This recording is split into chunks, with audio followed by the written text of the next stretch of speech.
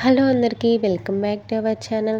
Today special వచ్చేసి gulab జామ్లో cracks రాకుండా లోపల ఉండకట్టకుండా ఉండాలంటే ఈ విధంగా ట్రై చేయండి. చాలా సింపుల్గా ఉంటుంది, టేస్టీగా కూడా ఉంటుంది. ముందుగా అయితే ఏదైనా కంపెనీది గులాబ్ జామ్ పౌడర్ తీసుకొని అయితే కాచి చల్లార్చిన పాలని కొద్ది కొద్దిగా యాడ్ చేస్తే అయితే పిండిని అయితే చూపిస్తున్న విధంగా అయితే స్టిక్కీగా కలుపుకోవాలి. ఒక మూత పెట్టి అయితే ఒక 10 మినిట్స్ అయినా పక్కన పెట్టండి.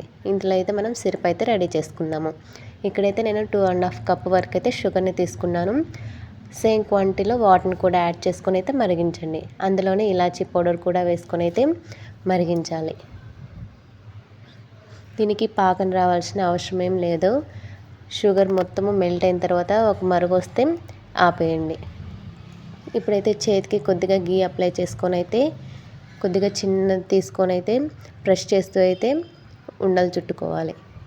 మిగిలినవన్నీ చుట్టుకొని అయితే ఇప్పుడైతే స్టవ్ మీద కడాయి పెట్టుకొని అయితే డీప్ ఫ్రైకి సరిపడా ఆయిల్ వేసుకోండి. కనీసం గులాబ్ జామ్లో మునిగేంత వరకు అయితే ఆయిల్ వేసుకొని ఆయిల్ మీడియం హీట్లో ఉన్నప్పుడైతే గులాబ్ జామ్లు వేసుకోవాలి. గరిటతో ఈ విధంగా రౌండ్గా తిప్పుతూ ఉన్నారంటే గులాబ్ జామ్లు ఈవెన్గా కుక్ అవుతాయి. ఈ విధంగా డీప్ గోల్డెన్ బ్రౌన్ వచ్చేంత వరకు ఉంచి అయితే తీసేయండి. వెంటనే పాకంలో వేయకుండా ఒక 2 మినిట్స్ తర్వాత అయితే పాకంలో వేయండి. ఒక 3-4 అవర్స్ తర్వాత తిన్నారంటే చాలా టేస్టీగా ఉంటుంది.